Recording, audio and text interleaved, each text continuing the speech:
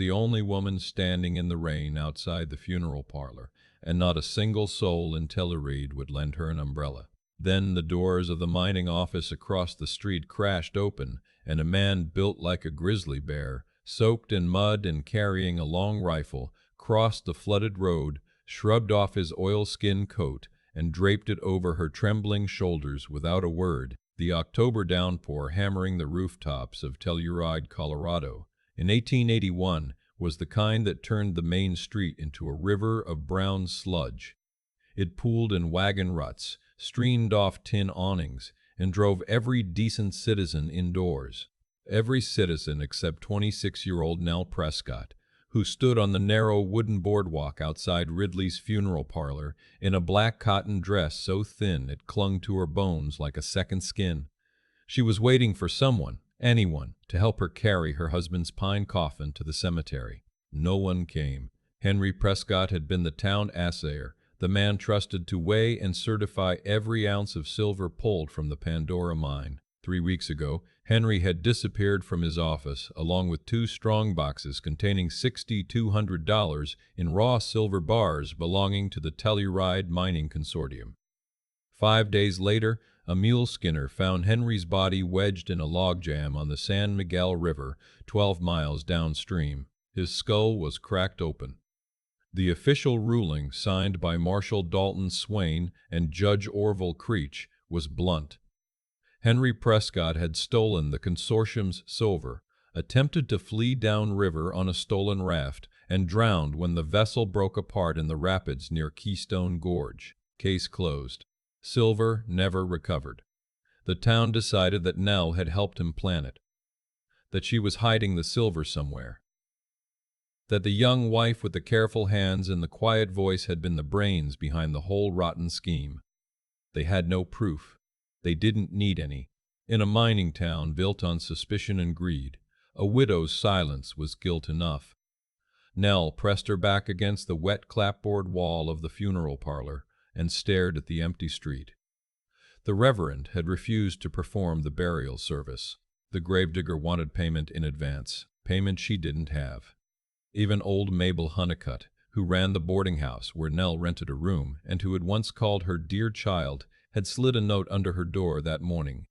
It read, "Bacate by Friday. I cannot harbor the wife of a criminal." The oilskin coat landed on her shoulders so suddenly that Nell flinched, stumbling sideways. It was enormous, heavy and warm, reeking of wood smoke and animal fat. She spun around. The man standing behind her was the largest human being she had ever seen up close. He towered over her by more than a foot, his shoulders so broad they nearly blocked the alley behind him.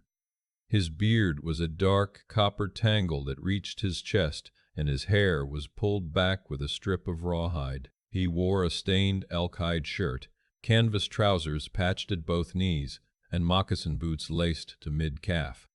A Bowie knife the length of her forearm hung from his belt. Across his back, a Sharp's buffalo rifle was slung on a leather strap. He didn't smile. He didn't introduce himself.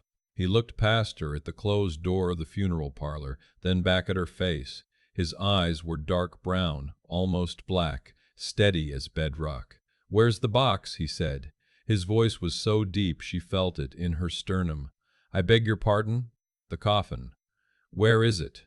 Nell swallowed. "Inside. Mr. Marak." Ridley locked it. "He says I owe $14 for the preparation before he'll release the body." The man reached into a leather pouch on his hip, pulled out a fistful of crumpled banknotes, and counted out $15. He pressed the money into her hand, closing her frozen fingers around it. "Pay the man," he said. "I'll get a wagon." Before Nell could speak, he was already walking up the street through the downpour, his massive frame cutting through the rain like it was nothing. She watched him disappear around the corner of the livery stable, her mouth open, the money damp in her fist. She didn't even know his name. His name, she learned an hour later as they stood together in the mud of the cemetery while she shoveled dirt onto Henry's coffin because no one else would, was Colton Bridger. He was a fur trapper, one of the last of a dying breed, who lived alone in a cabin somewhere high in the La Salle Range above the tree line. He came down to Telluride once, maybe twice a year, to sell pelts and buy salt, powder, and coffee. He spoke in short, blunt sentences, and he didn't seem to care that every curtain on the main street was pulled back, every pair of eyes in town watching the savage mountain man help the thief's widow bury her disgrace. When the last shovel of dirt was patted down, Nell stood over the unmarked mound, rain streaming down her face, and realized she was crying. Not for Henry, not exactly. For the life she thought she'd been building, for the life she thought she'd been building, for the lie the town had made of his name. "Thank you, Mr. Bridger," she whispered, not trusting her voice with anything louder. "I don't know why you did this. I cannot repay you."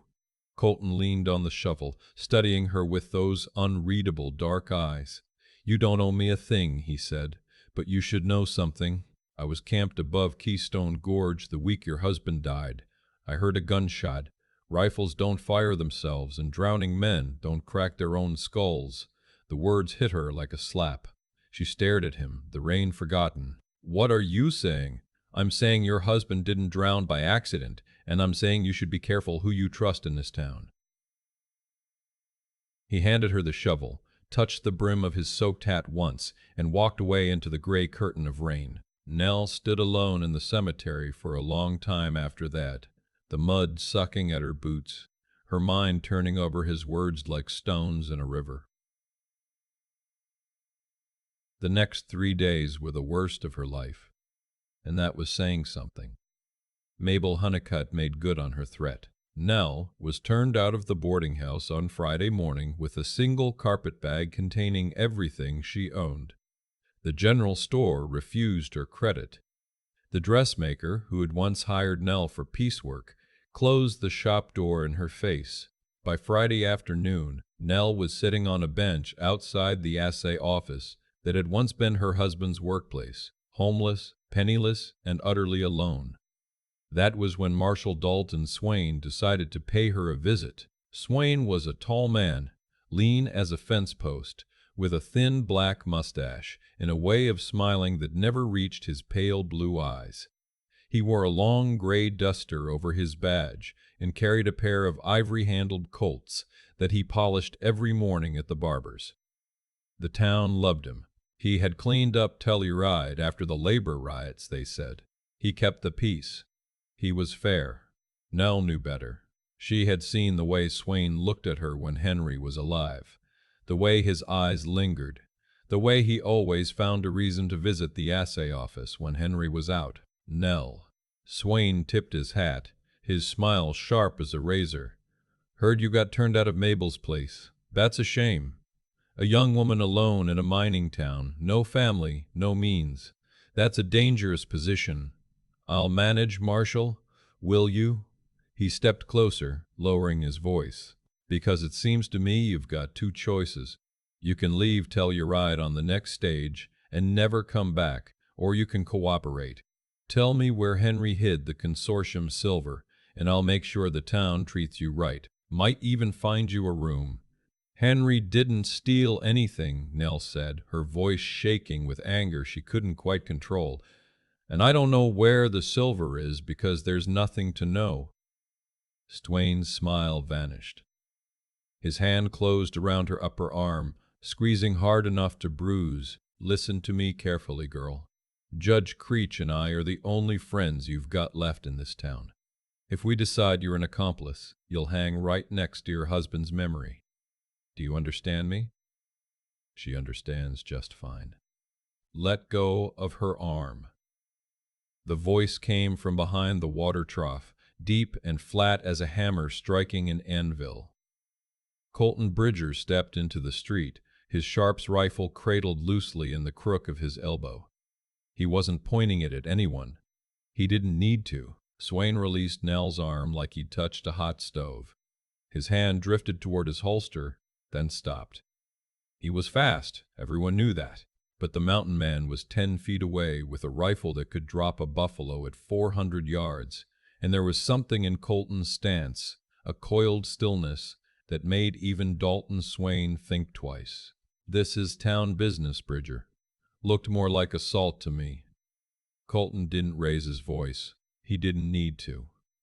Mrs. Prescott is standing on a public street. You've got no warrant, no charge, and no cause to put your hands on her. You don't know what you're walking into, mountain man. I know exactly what I'm walking into. Colton's eyes locked onto the marshal's. That's what worries you. Swain held the stare for 3 long seconds, then broke it. He adjusted his hat, shot Nell a look that promised future consequences, mounted his horse, and rode back toward the marshal's office without another word. Nell's knees buckled. She sat down hard on the bench, pressing her palms flat against the rough wood to stop them from shaking. Colton walked over and sat beside her. Up close she could smell pine resin and leather and something wild, like cold wind off a glacier. He set the rifle across his knees and stared down the street where Swain had vanished. "You can't stay here," he said quietly. "You've got no shelter, no food, and a man with a badge who wants something from you. That's a killing combination." "I have nowhere to go, Mr. Bridger. I've got a cabin. It's small and it's rough and it's 60 miles from the nearest neighbor. But it's warm, there's food, and Dalton Swain's jurisdiction ends at the county line." He looked at her directly. "I'm not asking you to trust me. I'm telling you your options are running out." Every instinct Nell had been raised with screamed that a decent woman did not ride off into the mountains with a strange man. But decency had left her homeless and hungry. Decency had left her homeless and hungry. Decency had let a town brand her a thief without evidence. Decency was a luxury she could no longer afford. "Why?" she asked, searching his face. "You don't know me. You didn't know Henry. Why are you doing this?" Colton was quiet for a long moment. "Because I know what a gunshot sounds like," he said. "And I know what a lie looks like. And right now this whole town is built on both."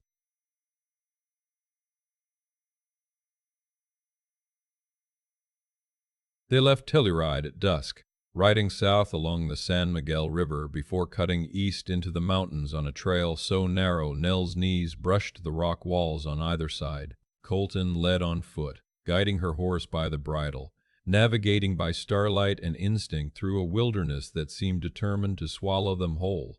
By midnight, they had climbed above the aspens into a world of spruce and silence. The rain had stopped, replaced by a bitter cold that turned Nell's breath to white clouds. She pulled Colton's oilskin coat tighter around her shoulders. It still smelled like him. They reached the cabin just before dawn. It was small, built from hand-hewn logs, chinked with clay, set in a clearing beside a creek that ran silver in the early light. A stone chimney leaked a thin wisp of smoke from banked coals. A lean-to sheltered a stack of firewood taller than Nell. Colton helped her down from the horse, his hand circling her waist with a gentleness that surprised her. "Get inside. There's a fire to rebuild and coffee in the tin above the stove. I need to see to the animals." Nell stepped inside. The cabin was one room containing a plank bed covered in elk hides, a potbelly stove, a rough table with one chair, and shelves lined with jars of dried meat, beans, and wild herbs. Hanging from the rafters were bundles of sage, strings of dried trout, and a pair of snowshoes. It was sparse, utilitarian, and immaculately clean, not what she had expected. She rebuilt the fire with trembling hands, the dry spruce catching quickly, and put the coffee on to boil. When Colton came in 20 minutes later, stamping mud from his moccasins, 2 tin cups of black coffee were waiting on the table. He looked at the cups, then at her. Something shifted behind his dark eyes, a crack in the granite. He sat down across from her, wrapping both hands around the cup. "We need to talk about your husband," he said. "I know." Colton reached beneath the table and pulled out a leather satchel she hadn't noticed. He untied the drawstring and laid 3 items on the table, between them, one at a time. The first was a lead bullet, misshapen and blackened, roughly .45 caliber. The second was a brass button stamped with a federal eagle, the kind used on a marshal's dress coat. The third was a folded sheet of paper, water-stained and torn at one edge, covered in cramped handwriting she recognized instantly. It was Henry's. I pulled the bullet out of a cottonwood tree on the bank above Keystone Gorge, Colton said, his voice low and even, 20 feet from the water, at chest height. Your husband wasn't on a raft when he died, Nell. He was standing on dry ground. Someone shot him from the trail above and pushed the body into the river. Nell's hand moved involuntarily to her mouth. She pressed hard against her lips to keep the sound inside. The button was caught in the roots of the same tree, ripped clean off. Colton tapped the eagle stamp. That's not a civilian button. That's a U.S. Marshal's coat. Nell stared at the small brass disc, and the pieces began falling together in her mind with a terrible, nauseating clarity. The paper I found wedged under a rock, 30 yards downstream. Looks like your husband tried to hide it before they caught him. Colton pushed the folded sheet toward her. Read it. Nell's fingers were numb. She unfolded the paper and recognized Henry's careful, precise handwriting, the same hand that had written her love letters, that had kept meticulous ledgers, that had held hers on their wedding day. September 28. Discrepancy confirmed. 2 shipments from Pandora Mine, reweighed. Actual yield 4,100 Oz. Certified yield per consortium records 3,200 Oz. Difference 900 Oz silver. Diverted to private account. Signatures on falsified certificates. D. Swain, O. Creech. They are stealing from the miners. I must report to the federal office in Denver. God help me if they find out first. Nell read it twice, then a third time. The words blurred and swam as tears filled her eyes. Henry hadn't stolen anything. Henry had been the only honest man in Telluride. He had discovered that the marshal and the judge were skimming nearly a third of the mine's output, falsifying the assay certificates and pocketing the difference.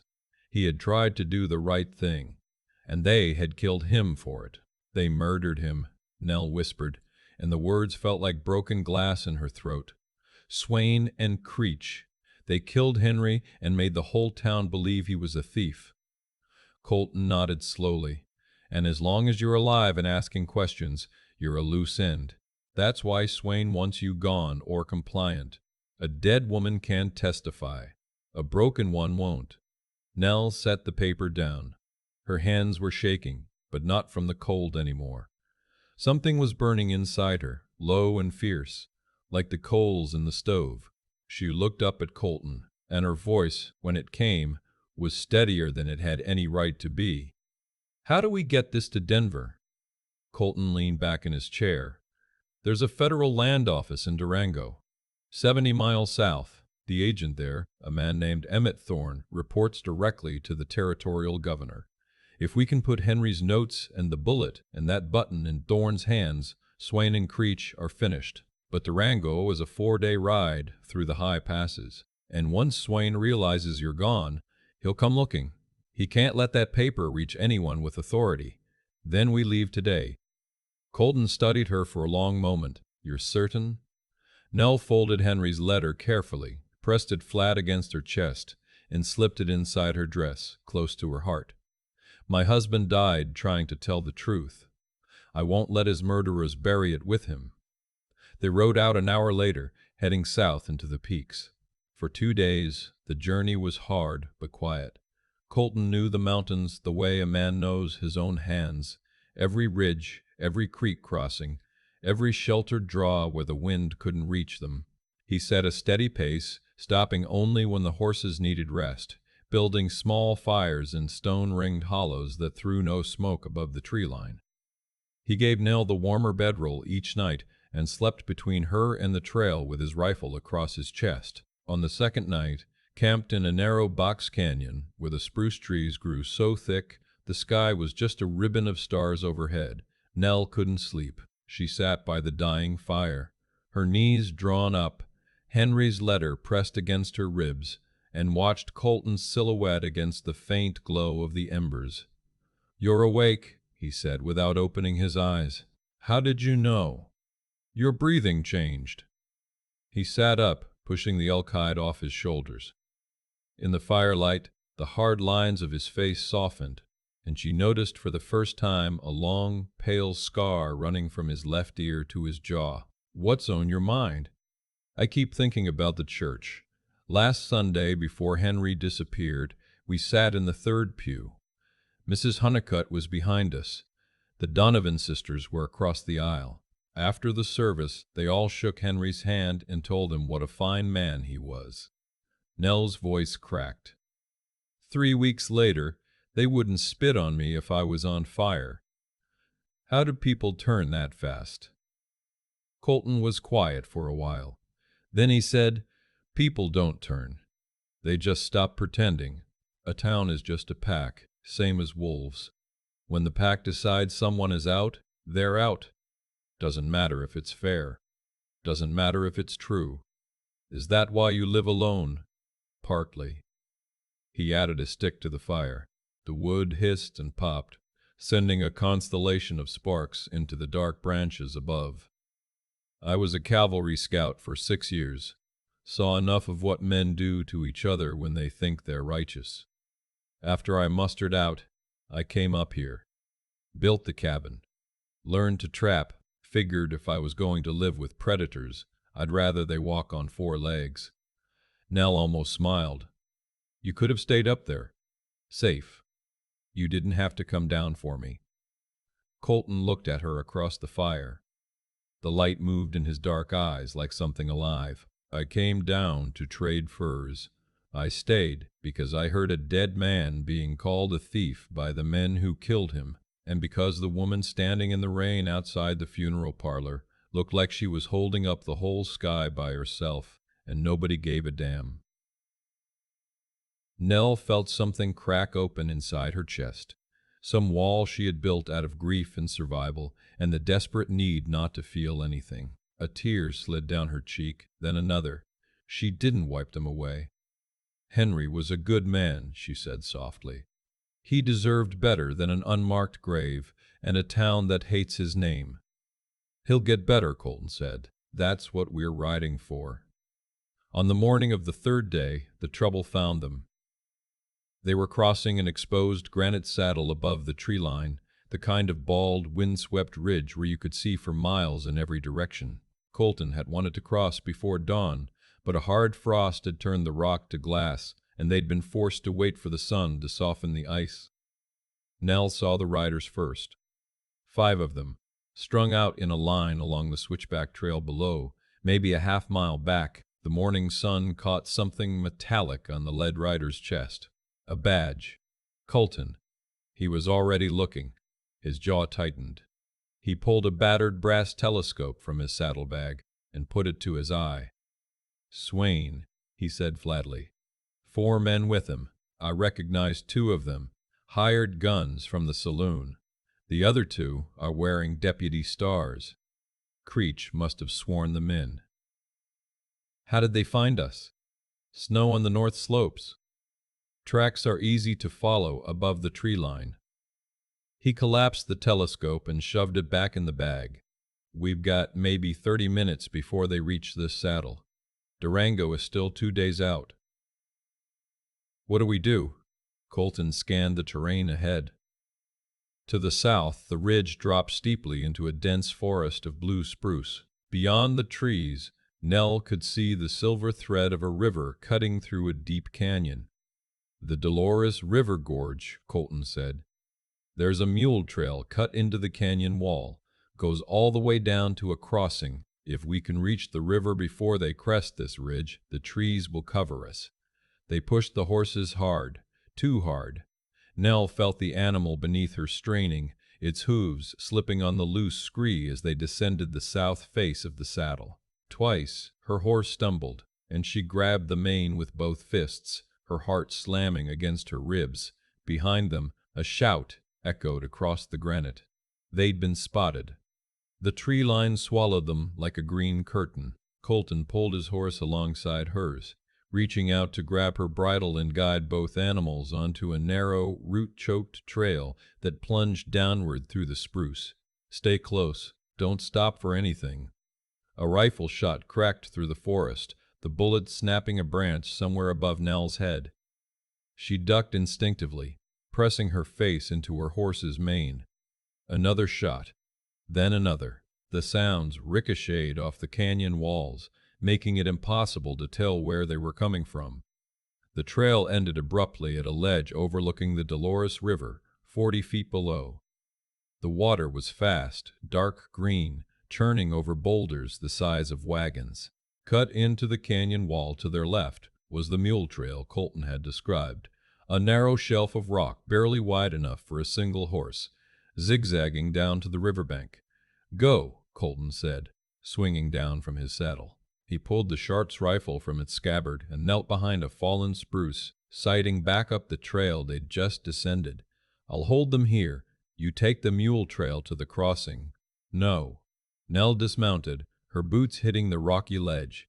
She grabbed the bridle of Colton's horse. "I'm not leaving you on this cliff." "Nell." "Henry tried to do the right thing alone, and they killed him for it. I am not watching that happen twice." Her voice was raw, fierce, and absolutely certain. "Give me the pistol." Colton stared at her for one long heartbeat. Then he reached into his belt and handed her a short-barreled Colt revolver. "You know how to use this." "Henry taught me to shoot rattlesnakes behind the assay office. I hit what I aim at." A grim smile cracked through Colton's beard. "Then get behind that boulder and don't show yourself until I tell you." The 5 men broke through the tree line in a ragged line, Swain in front, his gray duster flapping, his ivory-handled Colts drawn. Behind him came the 2 hired guns, hard-faced men with repeating rifles, and 2 young deputies who looked like they'd rather be anywhere else on earth. "End of the line, Bridger!" Swain bellowed, his voice bouncing off the canyon walls. "You've got stolen property and a fugitive. Hand them over, and I'll let you crawl back to your cave." "The only stolen property here is on your books, Swain," Nell shouted before Colton could respond.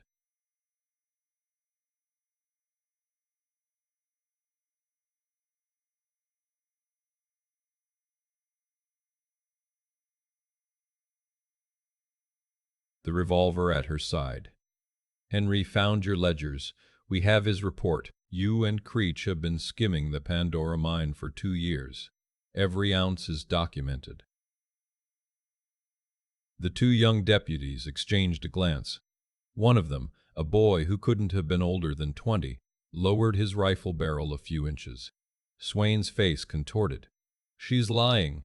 The woman is deranged with grief. Henry Prescott was a thief and a coward." "Then why did you shoot him in the chest on dry land and push him in the river, Dalton?" Colton's voice was calm, almost conversational. "I pulled a .45 slug out of a cottonwood 20 feet from the water, and I found one of your coat buttons at the scene, the one with the Federal Eagle. You want to explain that to your boys?" Silence.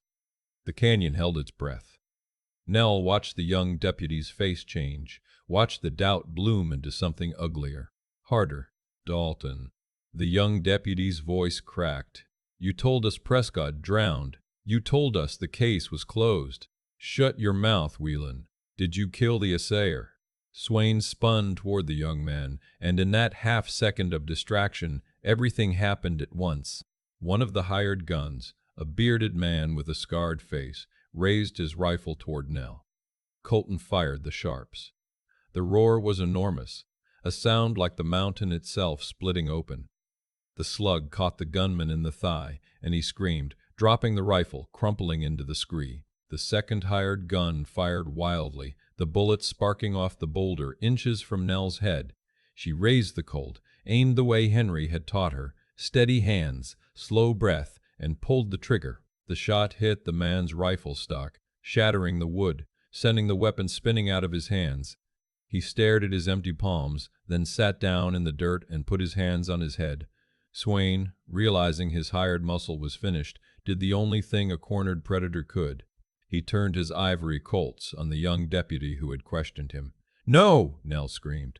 Colton was already moving. He surged out from behind the fallen spruce, covering the distance in 3 massive strides, and slammed his shoulder into Swain's side just as the marshal's guns went off. Both shots went wide, punching into the canyon wall. Swain staggered backward, his boots skidding on the loose rock at the edge of the mule trail. For one frozen moment, Nell saw it clearly. Swain's arms windmilling, his pale blue eyes going wide, his boots sliding on the wet rock, the same kind of wet rock, the same kind of steep drop where he had stood over Henry Prescott's body 3 weeks ago. Bridger. Swain grabbed for Colton's shirt. His fingers caught the elk hide, tearing it, but Colton wrenched backward, pulling free. Dalton Swain went over the edge of the canyon wall. His scream echoed for 3 seconds, bouncing off the stone, growing fainter, and then there was only the sound of the river far below, indifferent and eternal.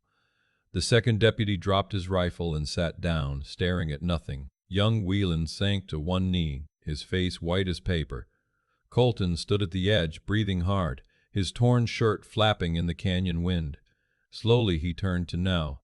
She was still standing behind the boulder, the Colt smoking faintly in her hand, her whole body vibrating like a plucked string. She set the gun down on the rock. She walked toward him. Her legs felt like they belonged to someone else. When she reached him, she pressed her forehead against his chest and closed her eyes. His arms came around her, heavy, warm, and so solid it felt like leaning against the mountain itself. "It's done," he said into her hair. His voice was barely a whisper. "He can't hurt anyone else." "Henry," she said, and the name was a prayer. "They'll know the truth now. They'll know." It took 9 days for the federal agent, Emmett Thorne, to ride from Durango to Telluride with a squad of territorial marshals. Deputy Whelan, who had turned out to be a farm boy from Ohio with more conscience than sense, gave a full sworn statement. Judge Orville Creech was arrested at his desk, still wearing his robes, a half-eaten sandwich on his blotter, and $14,000 in skimmed silver certificates locked in his bottom drawer. The Pandora Mine Consortium's records were seized. Henry Prescott's name was cleared on the front page of the Telluride Journal. The townspeople came looking for Nell. Mabel Honeycutt brought a fresh apple pie. The Donovan sisters brought a quilt. The Reverend brought an apology and an offer to hold a proper memorial service. They found the boarding house room empty. They found a note on the bed, written in Nell's neat hand. "Henry is buried in the Telluride Cemetery, east corner. No marker. Please give him one.